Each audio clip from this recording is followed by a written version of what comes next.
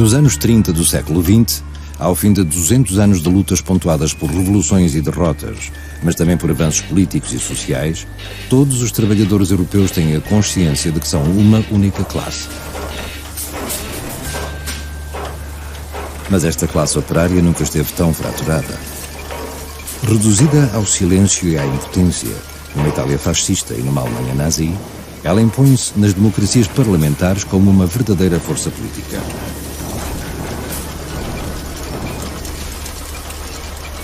Galvanizada pelos êxitos aparentes da Revolução Soviética, acredita mais do que nunca em dias mais risonhos.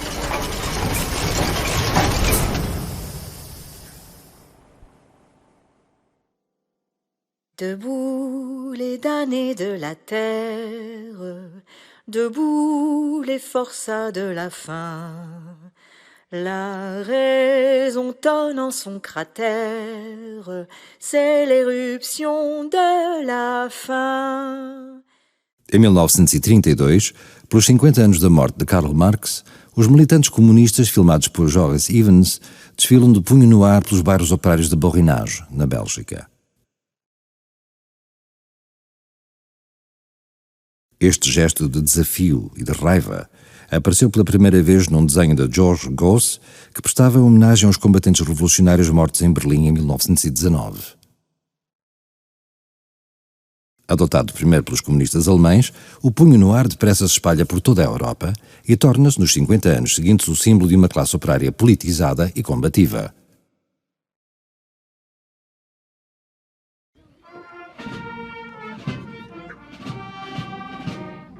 Em França, é erguido em 1936, no seguimento da vitória eleitoral de uma frente popular que juntava radicais, socialistas e comunistas. 12.000 empresas entram em greve em todo o país e destas 9.000 são ocupadas pelos trabalhadores. Nunca um país industrializado tinha passado por um movimento tão grande nem tão prolongado.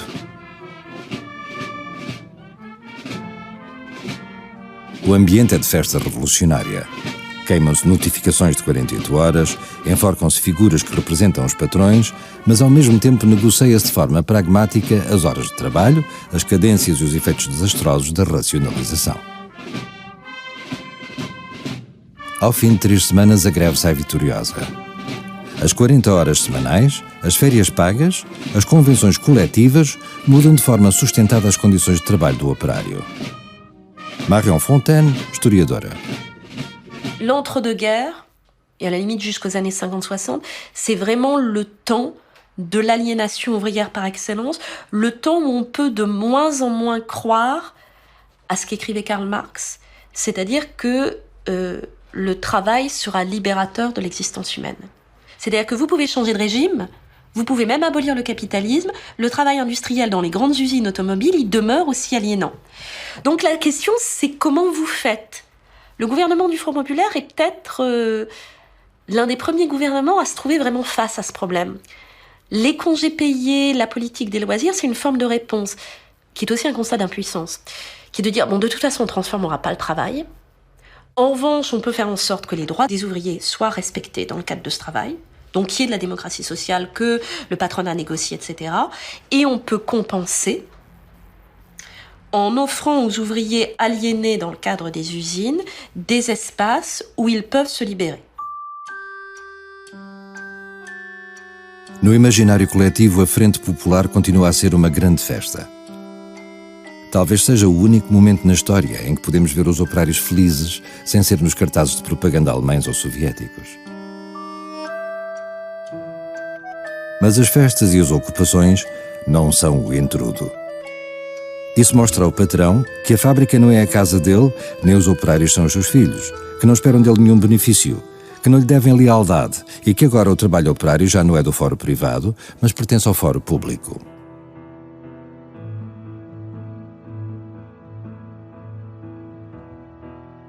Apesar das operárias e os operários saberem que a festa não dura para sempre, também sabem que nada lhes tirará esta nova liberdade.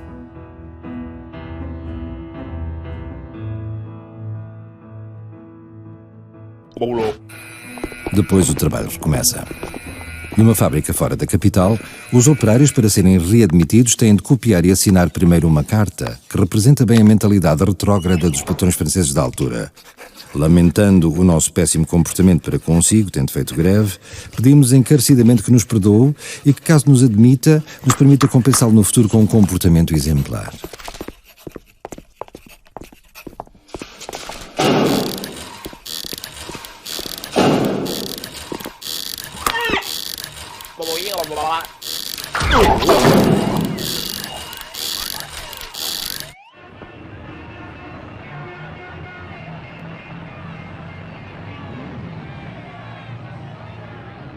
Em julho de 1936, um mês após a grande greve da Frente Popular em França, dá-se a Revolução em Espanha.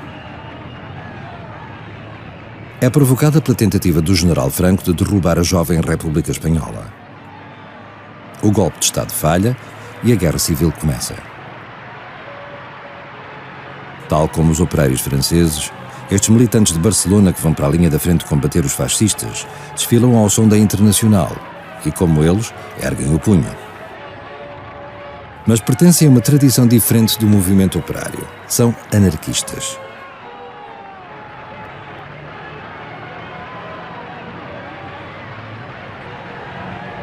A Espanha é o único país onde os anarquistas têm também uma organização de massas, política e sindical, a CNT-FAI. Anarquismo e comunismo são desde o século XIX dois irmãos inimigos.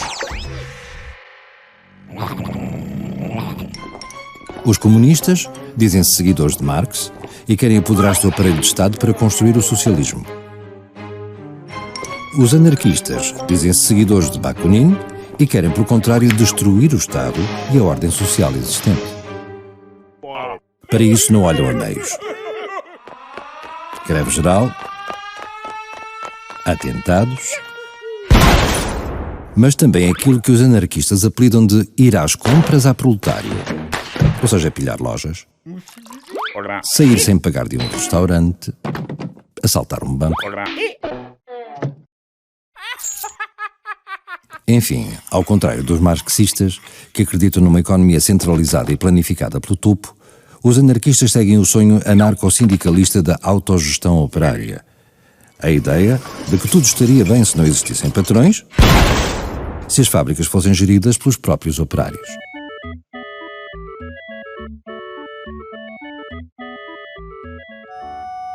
O epicentro do movimento anarquista espanhol é a Catalunha, sobretudo a grande cidade industrial de Barcelona.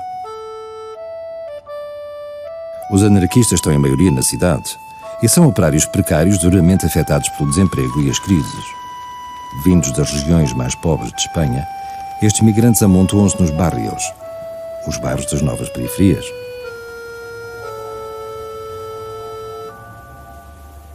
Desta Barcelona anarquista, apenas minúsculos fragmentos resistem ainda à gentrificação da cidade.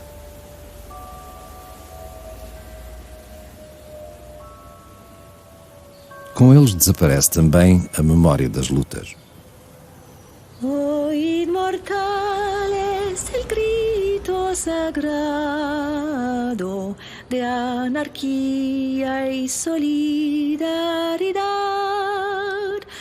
Oír el ruido de bombas que estallan en defensa de la libertad. El obrero que sufre y proclama la anarquía del mundo al través. Coronada su sien de laureles y a sus plantas rendido el burgués, y a sus plantas rendido el burgués. Um dos episódios mais famosos da epopeia anarquista dá-se no início da década de 1930 nos Pirineus espanhóis, a cerca de 100 km a norte de Barcelona.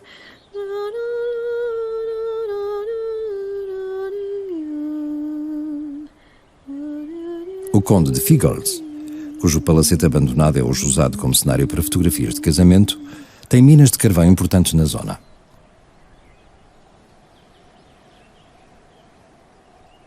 Os mineiros, vindos das zonas rurais espanholas mais pobres, moram numa cidade mineira na encosta da montanha e são explorados sem dó nem piedade.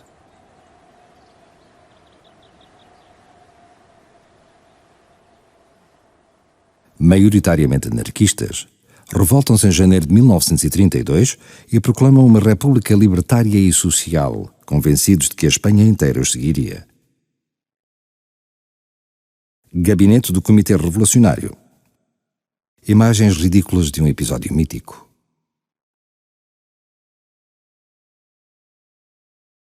Ao fim de 5 dias o exército intervém e os mineiros, sem líderes nem estratégia, rendem-se. –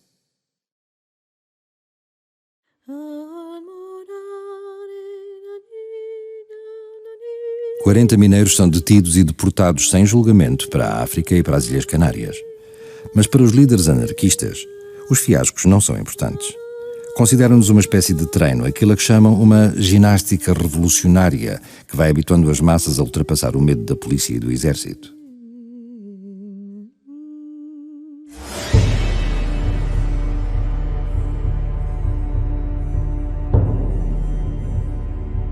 Em julho de 1936, quando o general Franco inicia a Guerra Civil em Espanha, os militantes anarquistas pensam que a hora da revolução social, enfim, chegou.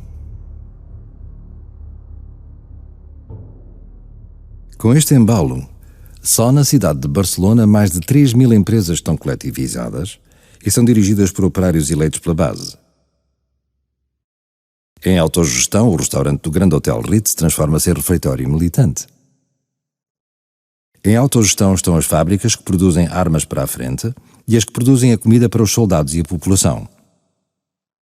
Em autogestão estão os cabeleireiros, os hospitais, a rede elétrica, os transportes. Mas depressa o sonho da autogestão é interrompido pela realidade. Para gerir uma cidade moderna com 1 milhão de habitantes ao mesmo tempo que se tem que produzir para a linha da frente, é preciso ter chefes que organizem, mandem e controlem e ter operários que trabalham e obedecem. Logo nos primeiros meses, as empresas que têm uma autogestão conjunta da CNT e do Sindicato Comunista UGT vêm-se confrontadas com a quebra de produção, o absentismo e reivindicações relativas a horários e salários. Os militantes atribuem esta resistência ao trabalho às influências burguesas e tentam reeducar as massas impondo regulamentações novas na fábrica que são estranhamente parecidas com as do capitalismo anterior. Algumas, redigidas por conselhos de operários, chegam a proibir que se cante durante o horário laboral. Prioridade ao esforço da guerra. A emancipação operária tem de esperar, tal como a das operárias. No entanto, é reclamada pelo coletivo anarquista das mulheres livres. Formação profissional, sexualidade, pedagogia e igualdade entre homens e mulheres. Mas este desejo de autonomia é mal visto pelos dirigentes anarquistas, que acham que primeiro tem que haver a revolução social e a emancipação das mulheres virá automaticamente por acréscimo. Enquanto isso, os filmes da CNT mostram mulheres a tricotar, enquanto os homens treinam com espingardas de madeira por não terem armas que a França e a Inglaterra se recusam a fornecer. Do outro lado, Franco recebe uma ajuda direta de Hitler e de Mussolini.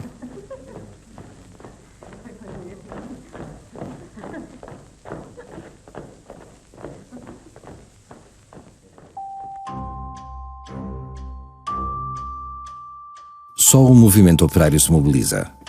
Militantes do mundo inteiro alistam-se nas brigadas internacionais e vão para a Espanha lutar contra o fascismo.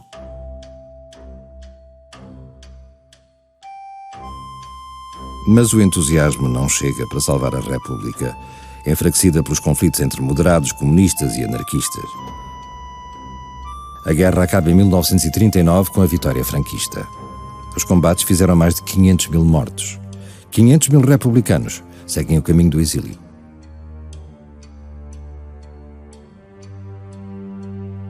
No Museu da História Operária, em Serran, na Bélgica, uma estatueta de um brigadista internacional de punho no ar. Mais uma derrota operária e o prólogo da próxima catástrofe.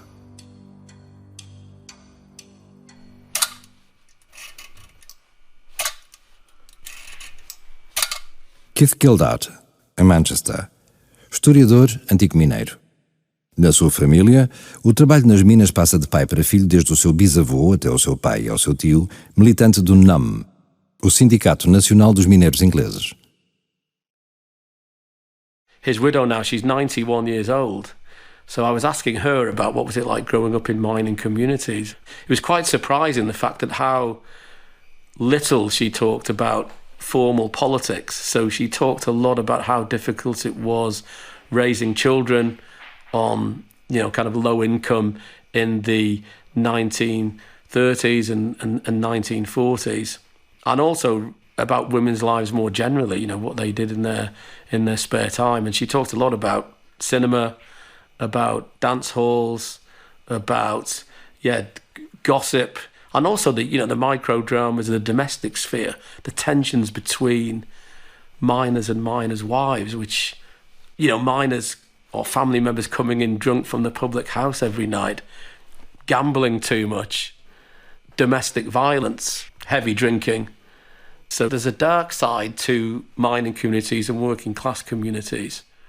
The strife, the poverty, the conflicts, the violence. Yeah, it's something I think is not written about enough, really, in terms of mining communities, because it's masked by this heroic image of the working class. Este lado sombrio também é feito dos conflitos entre as diferentes nacionalidades que perturbam o mundo operário da década de 1930. Em 1934, em La Forest, no departamento de Pas-de-Calais, os mineiros franceses opõem-se violentamente aos seus camaradas imigrantes polacos que iniciaram um movimento de greve ao qual os franceses recusam aderir. 77 mineiros polacos são expulsos e repatriados para a Polónia. De forma mais sistemática, o governo francês organiza entre 1934 e 1935 a expulsão coletiva de cerca de 130 mil polacos, que responsabilizam atabalhoadamente pela agitação social, o desemprego e a crise. Os trabalhadores dos países mais pobres atravessam a Europa em busca de uma vida um pouco melhor no exterior. As diferenças são enormes. Enquanto a antiga miséria ainda reina em várias regiões, Borinage, Silésia, Catalunha, noutras, operárias e operários qualificados começam a ter condições de vida e de trabalho melhores. O resultado chega a ser espetacular, como na fábrica Van Elle, de Roterdão. Construída em 1930, ela inspira-se no Fordismo americano, a combinação da racionalização da produção com a melhoria do quadro de trabalho deve levar a novos ganhos de produtividade.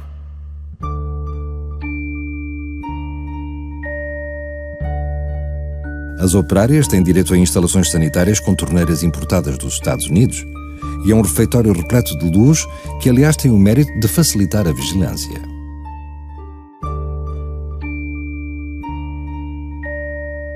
Mas tais concretizações são exceções. Iniciativas isoladas ou de patrões esclarecidos ou, no que ao alojamento social diz respeito, de municipalidades de esquerda, como os 1.382 alojamentos operários do bairro Karl Marxhof, construídos em 1929 pelo município socialista de Viena. Só um Estado, o da Alemanha nazi, afirma ter uma política sistemática que visa assegurar um certo bem-estar aos seus operários. O símbolo é o carro do povo, o Volkswagen, lançado pelo regime em 1937. Thomas Lindenberger, historiador. Denken Sie an so ein Versprechen wie jeder Deutsche wird ein Autofahrer werden, also ein Besitzer eines individuellen PKWs, was in 20er Jahren noch eine völlig utopische Vorstellung war und plötzlich zum Greifen nahe schien in den 30er und 40er Jahre. Und das richtete sich ganz gezielt an die Aufstiegserwartungen und Hoffnungen der anständigen Arbeiter, die über mehrere Generationen lang auf diesen Aufstieg auch schon gehofft hatten, enttäuscht worden waren durch verschiedene Wechselfälle, Erster Weltkrieg, Weltwirtschaftskrise und so weiter, und nun hofften, erstens, es kommt eine stabile Zeit und zweitens, damit kommt dann auch der Wohlstand in einer Weise, wie er für viele möglich ist. Denken Sie daran, eines der populärsten Bücher in Deutschland, was man fast in jedem Haushalt finden konnte, war damals Henry Ford, Mein Leben. Und da wurde das schon im Kleinen beschrieben, wie sowas gehen könnte. Henry Ford war ein sehr wohlgelittener Autor bei den Nazis, weil das durchaus mit solchen volksgemeinschaftlichen Vorstellungen sich verbinden ließ. Und jeder konnte das kaufen, lesen und sagen, okay, da soll es jetzt hingehen. Das war ein sehr attraktives Versprechen. Da união sulfurosa do Fordismo e do nazismo, nasce grande projeto de conquista. Para assegurar a sua prosperidade e a dos seus operários, a Alemanha tem de ocupar todo o continente e colonizar a Europa, como esta coloniza há séculos a África e a Ásia.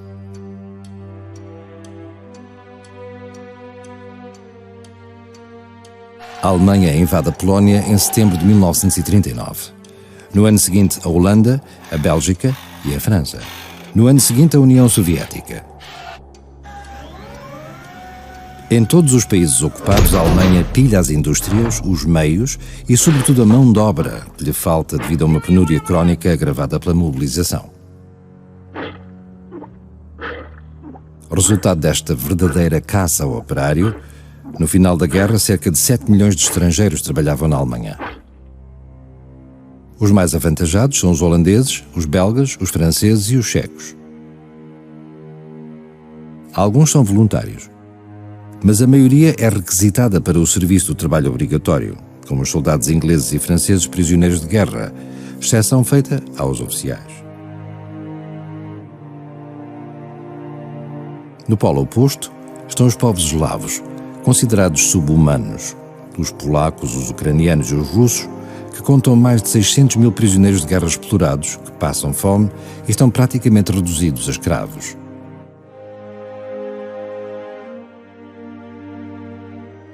Numa posição inferior estão os deportados políticos e os deportados raciais, ciganos e judeus, pelo menos aqueles que não foram imediatamente assassinados e torturados. É o que os nazis apelidam de extermínio pelo trabalho.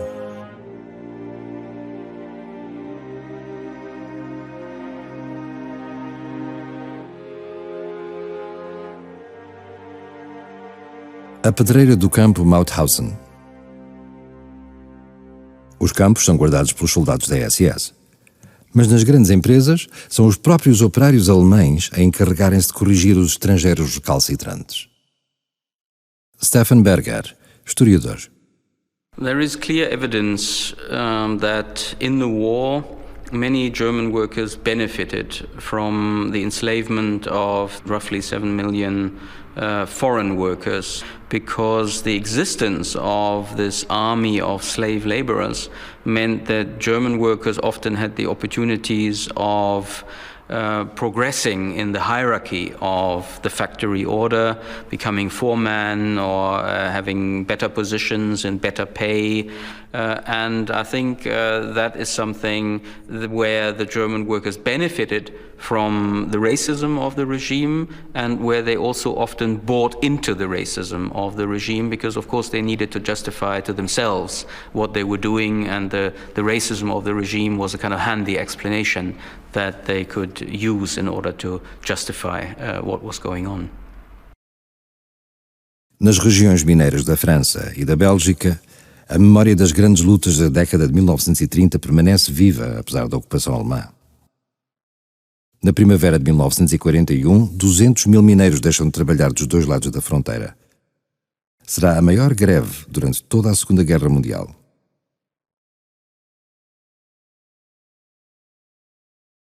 Os grevistas são fuzilados às dezenas e deportados às centenas para o campo de concentração de Sachsenhausen.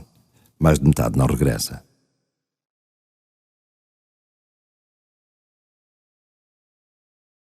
Após a invasão da União Soviética pelos soldados alemães, em junho de 1941, os comunistas assumem a liderança da resistência operária ao invasor. Greve, propaganda, sabotagem, luta armada. Em Itália, a grande viragem dá-se no verão de 1943, quando os aliados desembarcam no sul do país, levando à queda do governo fascista e obrigando os alemães a ocupar o norte industrial. Muitos operários da fábrica de aço de Terni entram para a brigada de partidários comunistas, que opera nas montanhas da região. Entre eles, Dante Bartolini, autor do hino da brigada. Operai e contadini, tutti uniti lotteremo all'appello di Stalin, siamo i primi partigiani. Quando a guerra acaba em 1945, com a derrota dos nazis e dos fascistas, os partidários da brigada, na sua maioria comunistas, pensam que chegou a hora de ir mais longe.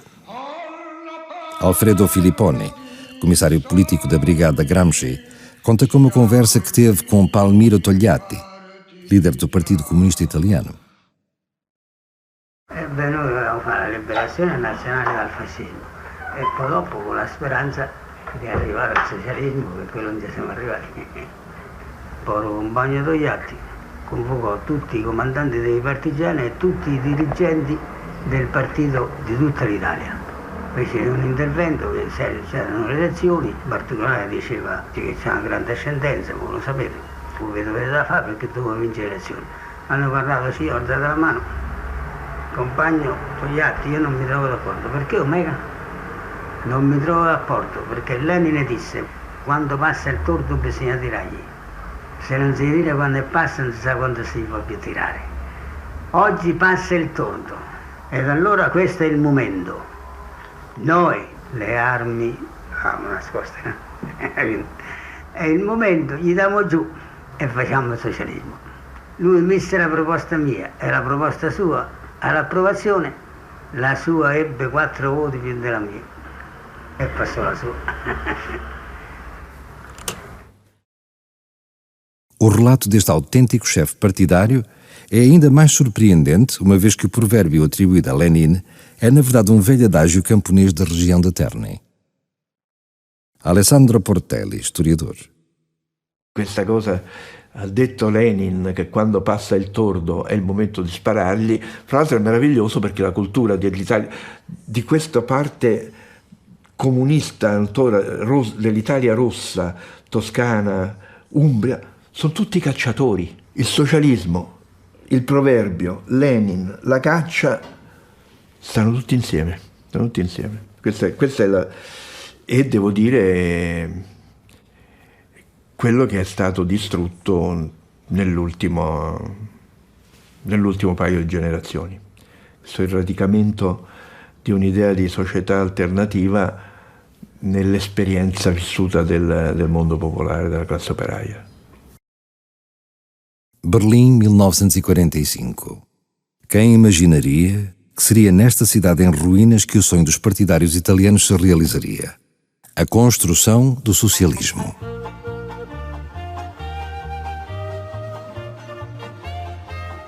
Em 1952, operários de um estaleiro de Berlim Oriental admiram o edifício habitacional construído para eles pelo novo regime socialista instaurado pela União Soviética.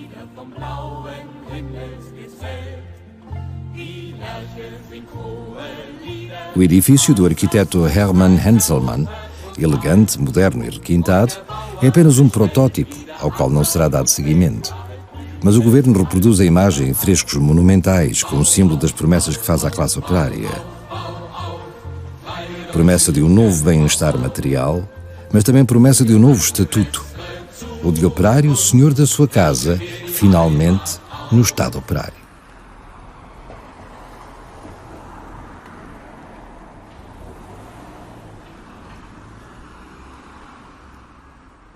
Na mesma altura, a alguns passos dali, Bertolt Brecht encena as lutas do proletariado russo durante o czarismo.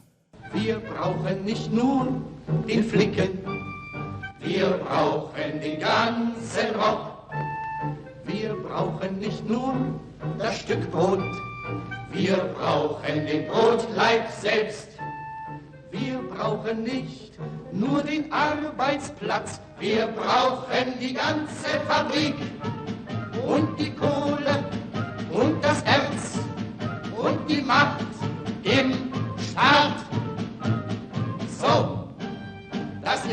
brauchen. Aber was bietet ihr uns an? So, das ist, was wir brauchen. Aber was bietet ihr uns an?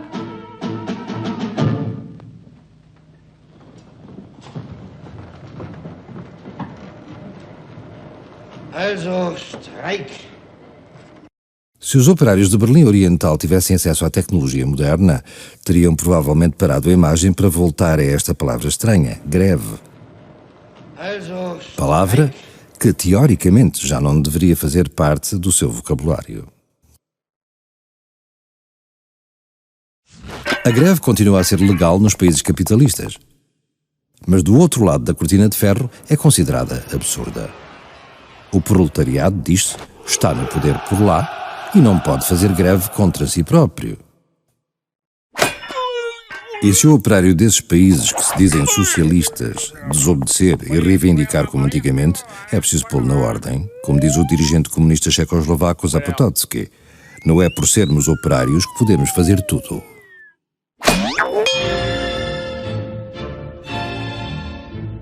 Facto significante.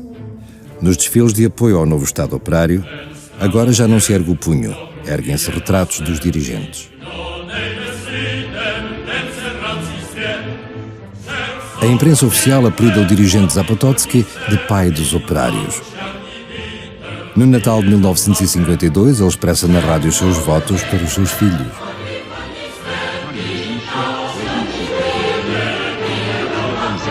Betlémská hvězda, to byl symbol starých Vánoc. Proč? Měl připomínat pracujícím a bědným, že chudí patří do chléva. Tak mluvili bohatí a mocní. Doby se ale změnily. Nastaly mnohé převraty. I Ježíšek vyrostl, zestaral, narostly mu vousy a stává se z něho děda Mráz. Děda Mráz přijíždí k nám od východu a na cestu mu září také hvězdy.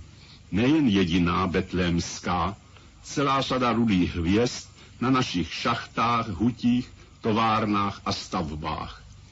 Tyto rudé hvězdy hlásají radostně, že vaši tatínkové a maminky splnili na svých pracovištích úkoly 4. roku první Gottwaldovy pětiletky.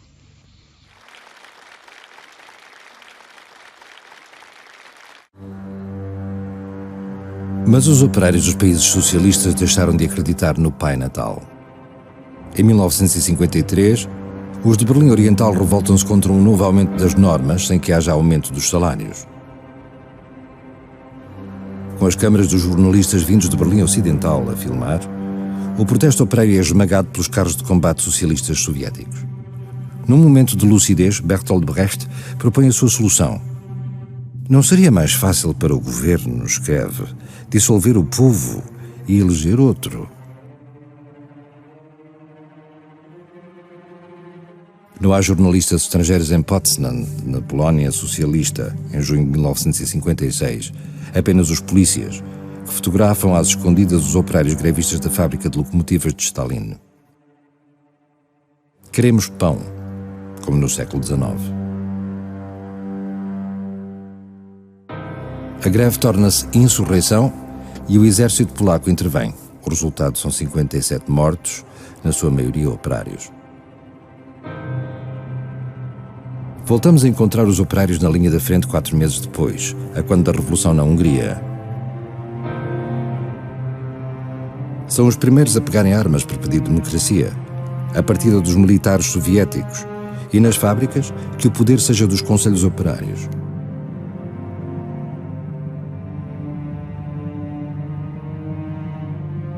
E são os últimos a baixá-las, quando o exército soviético acaba com a insurreição fazendo 3.000 mortos.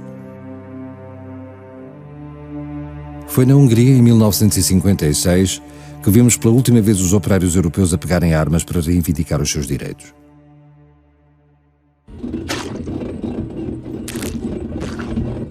Enquanto no leste são enviados carros de combate para domesticar os operários rebeldes, a oeste são cativados com um carro próprio e todas as outras recompensas materiais que o aumento do nível de vida lhes permite agora obter.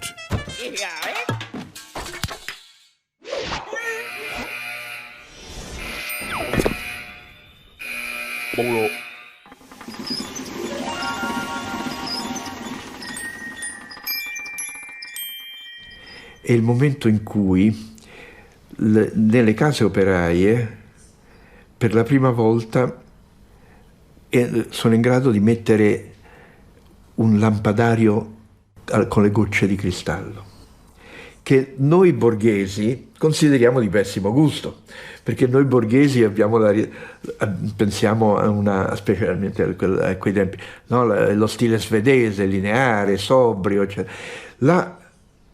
Le case operaie sono sovrarredate, no? Ninnoli, perché lui dice, io sono cresciuto che in casa avevi una lampadina appesa al muro come quelli che adesso stanno nelle stalle. Cioè, il superfluo diventa un elemento di rivendicazione di dignità, no? Il pauperismo è una cosa che la manifesti se te lo puoi permettere. Io nel caffè non prendo zucchero, ma quando andavo a fare le interviste automaticamente mi mettevano 3 cucchiaini di zucchero nel caffè.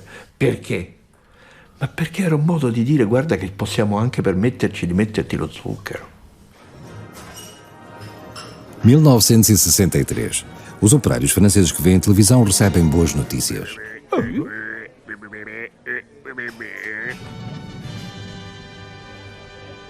Os bairros operários, é dito, vão dar lugar a edifícios de propriedade conjunta, onde o ajustador convive com o representante comercial, o engenheiro e um funcionário dos quadros. E nas colónias de férias da Côte d'Azur, os jovens metalúrgicos partilham cabanas tahitianas com as filhas dos diretores. É a primeira vez que é anunciado aos operários que a classe operária desapareceu.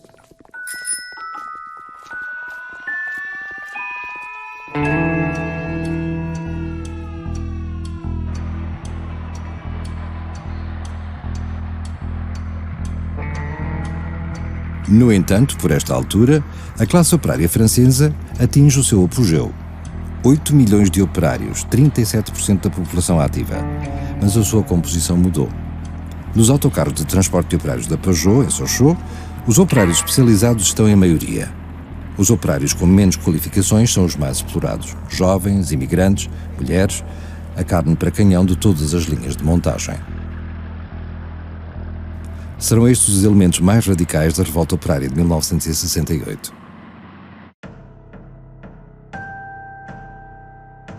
Ao contrário do que é dito, a revolta não apareceu de surpresa numa França enfraquecida. O ano anterior tinha sido marcado por greves duras e confrontos violentos com a polícia. Mas em maio, junho de 1968, o movimento de greve paralisa o país. É uma declaração do poder operário, como em 1936, mais a violência. O que diverge de 1936 é que os operários radicalizados têm do lado oposto um governo de direita. A 11 de junho de 1968, em Sochaux, os confrontos entre a polícia anti-motim e os grevistas fazem 2 mortos entre os operários. Mas há mais imagens. Une femme de la ZUP, par exemple, raconte, elle était gamine, elle avait 15 ans, elle descendait voir son père qui était sur les barricades à Sochaux, et il y avait la ZUP n'était pas construite, donc il n'y avait pas de bloc, et les pâtures descendaient pratiquement jusqu'à l'usine, et il y avait un paysan qui était là, qui avait fauché, qui avait laissé sa faux dans un arbre, et il l'avait pendu. Et les CRS couraient derrière les gamines, et il y en a un qui a empoigné la faux. Et son souvenir à elle, c'est de voir, se rappeler du CRS qui courait derrière avec la faux dans la main. On dirait, tu sais, la peste au Moyen-Âge, tu sais, non mais voilà, ce genre de témoignage, mais en fait, tu te dis, voilà, c'était ça. Hein. Moi, j'ai d'autres copines, là, qui avaient 15-16 ans, et qui, il n'y avait plus d'école, il n'y avait plus rien, venaient à la sortie de l'usine, aller dans la rivière, donc il y avait la Lan à côté, ramasser les cailloux avec des seaux et les remonter au père qui les balançait sur la gueule des CRS. C'est des trucs comme... Et on voit bien le groupe ouvrier, comment qu'il était constitué très différemment maintenant, quoi. Voilà, c'était... tout le monde participait parce que c'était normal, c'était pas... Voilà, c'était des choses normales.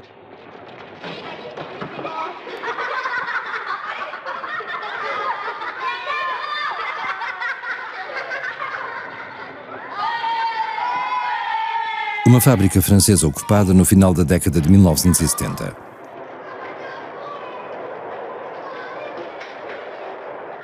É o tempo da insubordinação operária, da rejeição da ordem da fábrica, dos seus constrangimentos, das hierarquias patronais e sindicais.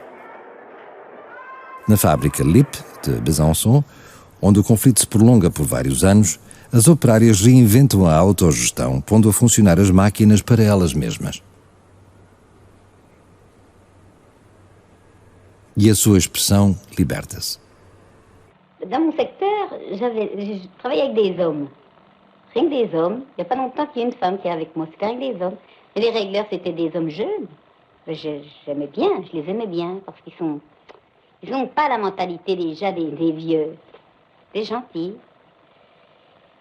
Puis il y en avait un, enfin c'était un de mes chefs. Je l'aimais mieux, celui-là. Malgré que c'était mon chef, malgré que je n'aime pas les cadres, malgré... J'ai une adversité encore en plus pour eux. Oui, c'est établi quelque chose entre nous qui fait qu'on s'aimait bien. Bon, mais par la suite, ça s'est développé ça, et finalement, oui, je l'ai beaucoup aimé, cet homme-là, je l'aime encore beaucoup. Mais, dans le conflit, c'est un cadre. Et je le déteste. Parce qu'il ne se bat pas, parce qu'il reste tranquille chez lui avec les centaines et les centaines de mille francs de paye qu'il a. Et je voudrais pouvoir dissocier les deux. L'homme que j'aime, que je connais, qui est gentil, qui est prévenant, c'est un homme pour moi, là. Hein? Il a des conversations bien, et alors, quand on le voit de l'autre côté, c'est... Je le déteste, je ne peux pas dire un autre mot.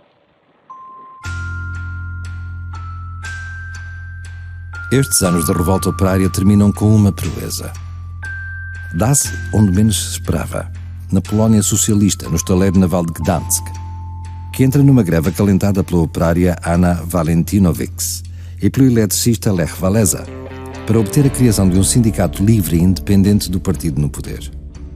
É uma estreia absoluta na esfera de influência soviética. O novo sindicato chega rapidamente aos 10 milhões de membros. Quem lhe dá o nome é o seu porta-voz, o historiador dissidente Karol Modzelewski, que lhe chama Solidarność, solidariedade. C'était une révolution. On ne pouvait pas se tromper là-dessus. On s'est senti comme un personnage du tableau de Delacroix. La liberté qui conduit le peuple aux barricades. C'est un état d'âme de grand nombre de millions de personnes, de grandes masses, qui quittent leur attitude conformiste de tous les jours pour devenir les souverains de leur propre destin, de leur propre usine, de leurs propres camarades, de leur propre pays. Maintenant, quand je suis vieux, je me rends compte que la révolution est soit impossible, soit elle tourne mal. Un révolutionnaire ne doit pas le savoir. Son ignorance lui donne des ailes, oui, et elle lui fournit des forces nécessaires pour demander et obtenir l'impossible. Todos os polacos da altura conheciam as imagens dos carros de combate soviéticos a esmagar em agosto de 1968 a Primavera de Praga, uma tentativa de democratização do regime na Checoslováquia. Só lhes restava saber quando seria a vez deles e se desta vez os carros de combate seriam soviéticos ou polacos. Foram os polacos. A 13 de dezembro de 1981, o general Jaruzelski decreta a lei marcial. O Solidarność é proibido e os seus líderes são detidos. Uma centena de fábricas entra em greve. Os operários ocupam as oficinas, mas os carros de combate derrubam as paredes do complexo e expulsam os grevistas desarmados, que não têm outra opção senão desistir da luta e voltar ao trabalho no dia seguinte. Après, il y avait des manifestations de rue. Mais c'est tout différent. La manifestation de rue, chacun y est séparé. Il n'y a pas de sujet collectif. Les manifestants, c'est une foule. Une fois la manifestation terminée, la foule se disperse. Et rien ne lie plus, dans le futur, les participants de cette foule entre eux. Ils ne sont plus la collectivité, la communauté.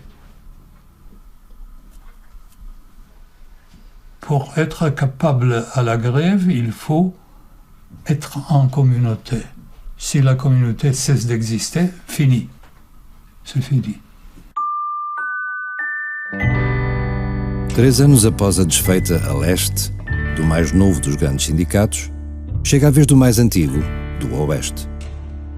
O NAM, o Sindicato Nacional dos Mineiros Ingleses, dá início em março de 1984 a uma grande greve para impedir o encerramento de 20 minas. Era a ocasião que a primeira-ministra Margaret Thatcher esperava para acabar com o poder dos sindicatos ingleses. Ao fim de um ano de confrontos, 11.000 detenções e 200 condenações, os mineiros sem recursos voltam ao trabalho sem terem conquistado nada. O socialismo e o ultraliberalismo, desta vez, estavam unidos pelo seu desprezo pela autonomia operária. Depois disso, até o muro de Berlim podia cair. How did you decide to become a historian of the working class? Oh, I think that's probably down to my dad. My dad worked on the track in British Leyland, in what was then Standard Triumph back in the day. My dad would come back home with stories of what it was like to work on the track.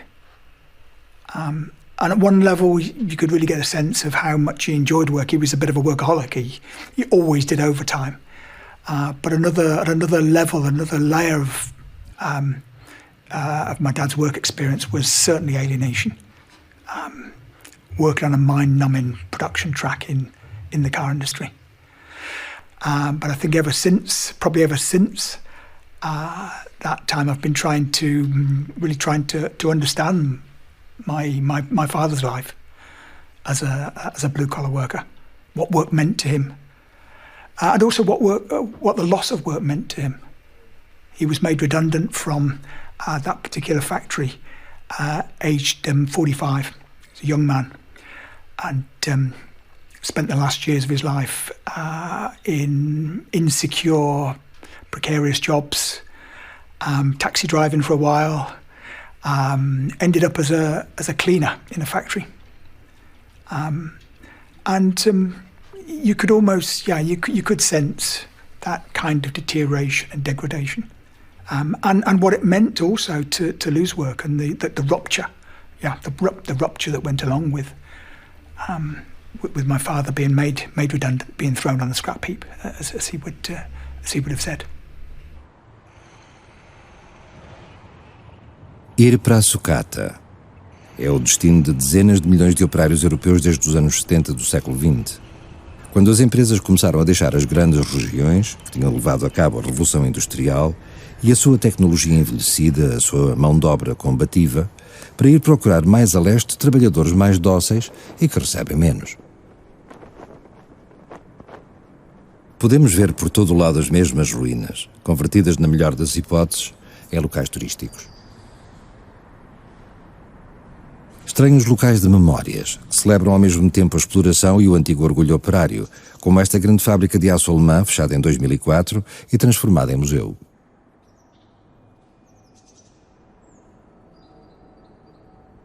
Perto da grande fornalha temos pegadas, colocadas aqui sem dúvida para guiar os visitantes.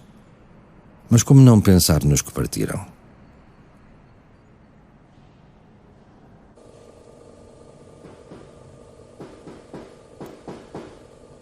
Uma pequena fábrica de sapatos em Romont ainda sobrevive, mas na oficina a maior parte das máquinas está parada e as cadeiras estão vazias.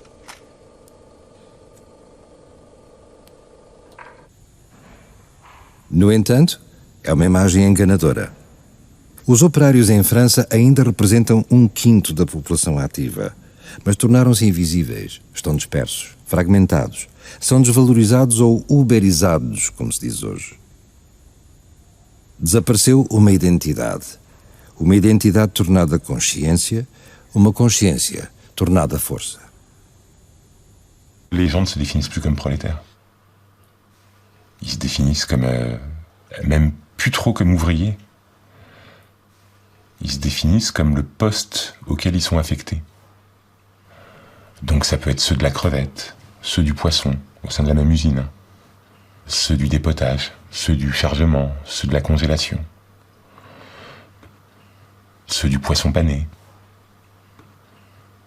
À l'abattoir, c'est ceux du cochon, ceux du bœuf, ceux de la coupe, ceux du désossage, ceux de la tuerie, ceux des abats. T'as même pas au sein de la même usine cette idée de dire on est tous dans la même galère.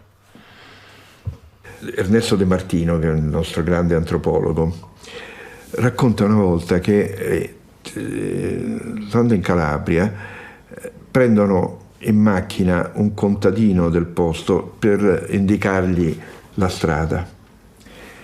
E quando questo contadino si accorge che non vede più il campanile del suo paese, va in panico. Ecco, qui è scomparso il campanile, che magari era l'Unione Sovietica, che era meglio che, no? O che era il partito, o che era la fabbrica, è scomparso il campanile. E siamo tutti nelle condizioni di quel contadino lì, no? Operai e non operai. Pour moi, c'est encore un mythe, ou du moins la mémoire d'un mythe. L'ouvrier. Oui. Mythe représentant quoi? Pardon? Un mythe qui représente quoi? Un mythe qui représente l'incarnation des gens opprimés et des gens qui sont porteurs de l'espoir de changement qui va éliminer l'oppression. Mais si vous voulez, c'est la profession des foi révolutionnaires du XXe siècle, peut-être. Je ne sais pas, est-ce que la classe ouvrière va se reconstituer? Elle est maintenant en disparition. En disparition, peut-être pas définitive, peut-être pas totale, mais quand même en disparition. Ça pose des problèmes. Sa disparition pose des problèmes très sérieux à nous autres, les êtres humains, partout. Parce que le monde automatisé pose des problèmes. Le monde globalisé pose des problèmes, sérieux problèmes. Mais je ne sais pas vous dire plus parce que je ne suis pas prophète. Et je ne veux pas être prophète.